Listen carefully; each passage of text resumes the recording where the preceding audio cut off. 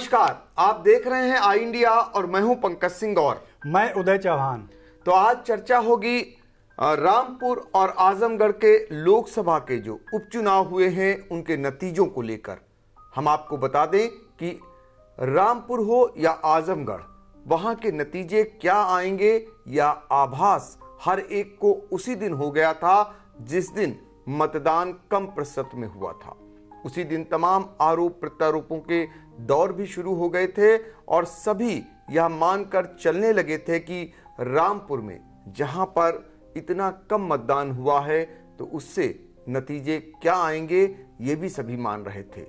आजमगढ़ को लेकर भी लोगों में इस बात को लेकर कयास लगाए जा रहे थे कि बसपा प्रत्याशी जो मुस्लिम समाज से आते हैं उनका मजबूती से लड़ना कहीं ना कहीं जो समाजवादी पार्टी के प्रत्याशी हैं उनके लिए घातक हो सकता है, और वही हुआ। तो ये सभी को पता था और सभी को इस बात का आभास था कि वहां के नतीजे क्या आने वाले हैं, लेकिन आखिर तक तब तक रुके रहे जब तक मतगणना पूरी नहीं हो गई, और मतगणना होने के बाद सब कुछ सामने आ गया। एक बात और है कि ये जो नतीजे आए हैं ये कहीं ना कहीं भारतीय जनता पार्टी की ओर से उस पिक्चर का ट्रेलर बताया जा रहा है जो 2024 के लोकसभा के चुनाव होने हैं। ऐसा कहा जाने लगा है कि ये तो अभी झांकी है, असली पिक्चर आनी बाकी है। बाकायदा सूबे के मुख्यमंत्री योगी आदित्यनाथ ने प्रेस कॉन्फ्रेंस कर कहा कि ये जीत है मोदी के नेतृत्व वाली सरकार की, उनकी नीतियों की, और ये भी कहा कि उत्तर प्रदेश में जब भी आने वाले समय में लोकसभा के चुनाव होंगे 80 की 80 सीटों पर भारतीय जनता पार्टी अपनी जीत दर्ज करेगी। ये उनके लिए भी संदेश है। जो समाजवादी पार्टी है वो चुनाव तो लड़ती है, बड़ी ही मजबूती से लड़ती है, लेकिन आखिर में कहीं ना कहीं उनकी कमियां रह जाती हैं। अब लोग प्रचारित भी करने लगे हैं और इस चुनाव में सपा मुखिया अखिलेश यादव का न जाना और उनके द्वारा प्रचार न किया जाना, उनकी जो भी स्ट्रेटजी हो, लेकिन कहीं ना कहीं उनके अपने कार्यकर्ताओं, उनके अपने समर्थकों का मनोबल जरूर गिरा रहा है। फिलहाल जो मतदान हुआ, मतदान के दिन जिस तरीके के आरोप लगे वो भी कहीं ना कहीं सत्तासीन भारतीय जनता पार्टी के लिए एक बड़ा सवाल खड़े कर रहे हैं। क्या कभी ऐसा भी होता है कि किसी लोकसभा चुनाव में 40% मतदान होता हो, तो 40% जब मतदान होगा तो उसमें नतीजे मनमाफिक आना स्वाभाविक है, ये भी लोग कहते सुने गए। आज फिलहाल हम आपको अपने सहयोगी उदय चौहान के पास लेकर चलते हैं। वो हमें बताएंगे कि शुरुआत हम करते हैं रामपुर से। रामपुर की प्रतिष्ठा इसलिए ज़्यादा मानी जा रही थी क्योंकि वहाँ पर सीधे तौर पर आजम खां ने चुनौती दे रखी हुई थी। वो आजम खां जो योगी सरकार के निशाने पर थे और 27 माह तक सीतापुर जिला जेल में बंद रहे।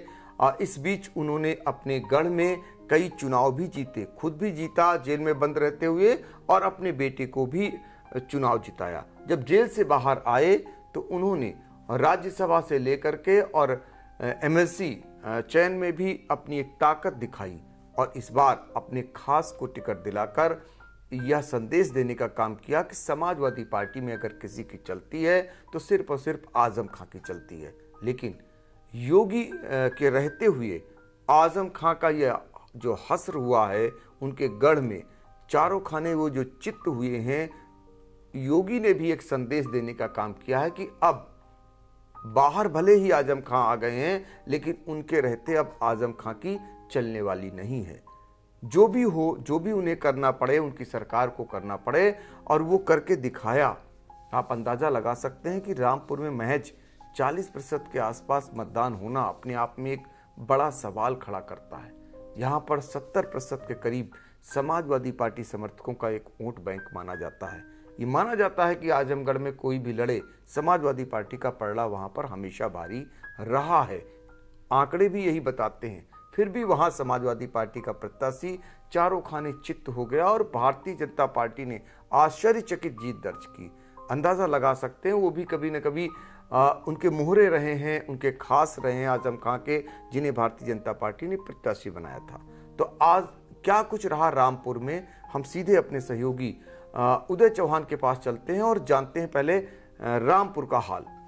रामपुर लोकसभा सीट के लिए हुए उपचुनाव के आज नतीजे घोषित कर दिए गए हैं। भारतीय जनता पार्टी ने यहां पर जीत दर्ज की है। भाजपा के घनश्याम सिंह लोधी, इन्होंने सपा के प्रत्याशी आसिम रजा को करीब 42,192 मतों के अंतर से शिकस्त दी है। सपा नेता आजम खां के गढ़ में कमल खिलने से भाजपा के खेमे में खुशी की लहर आप स्क्रीन पर देख सकते हैं किस तरीके से जश्न मनाया जा रहा है।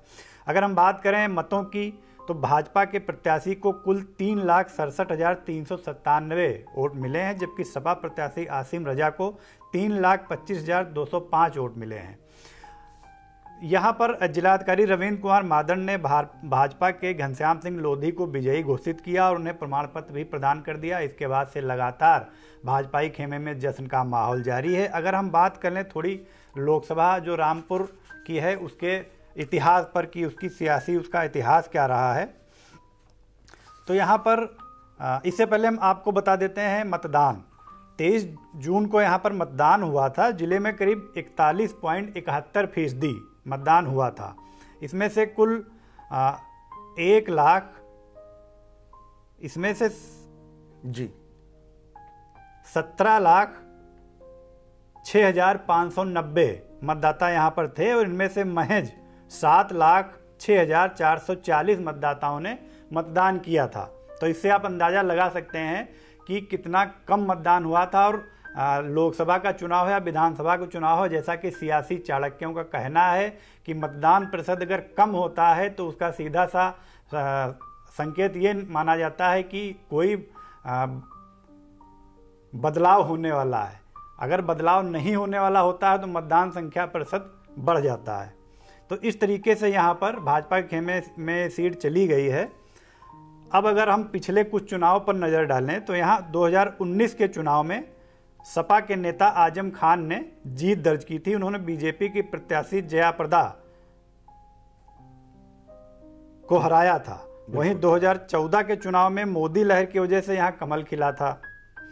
तब 2014 में बीजेपी के उम्मीदवार डॉक्टर नेपाल सिंह ने यहाँ पर जीत दर्ज की थी।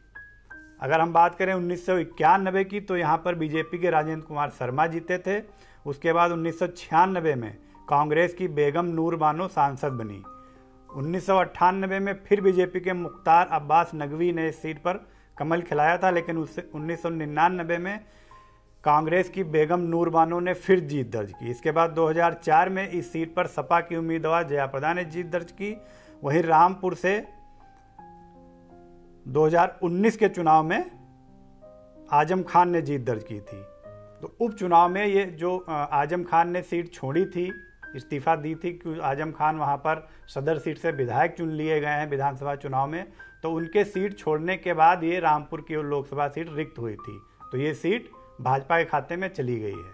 बिल्कुल, तो ये रामपुर का इतिहास है। वहाँ पर हालांकि पहले भी भारतीय जनता पार्टी ने झंडा गाड़ा है, लेकिन इस समय जब आजम खां बाहर आए थे 27 माह के बाद, तो ये माना जा रहा था कि रामपुर के लोग उन्हें अपनाएंगे, क्योंकि आजम खां ने ही रिजाइन किया था, इस सीट को छोड़ा था। वो वहाँ से विधायक चुन लिए जाने के बाद रामपुर की सीट को छोड़ दिया था। उन्होंने अपने खास जो उनके थे उनको टिकट मिला था और उनको टिकट दिलाने के बाद ये माना जा रहा था कि आजम खां यहाँ पर अपना झंडा फिर फहराएंगे, यानी समाजवादी पार्टी को जीत दिलाने का काम करेंगे, लेकिन ऐसा नहीं हो सका। वहाँ पर उनके ही मोहरे जो कभी खास हुआ करते थे आजम खां के, उन्हें भारतीय जनता पार्टी ने अपना लिया और उन्हें प्रत्याशी बनाया और वो उनकी उम्मीदों पर खरा उतरे, यानी उन्होंने जीत दर्ज की। तो ये हाल रामपुर का। अब हम आपको आजमगढ़ जनपद लेकर चलेंगे और वहाँ का हाल बताएंगे। ये सीट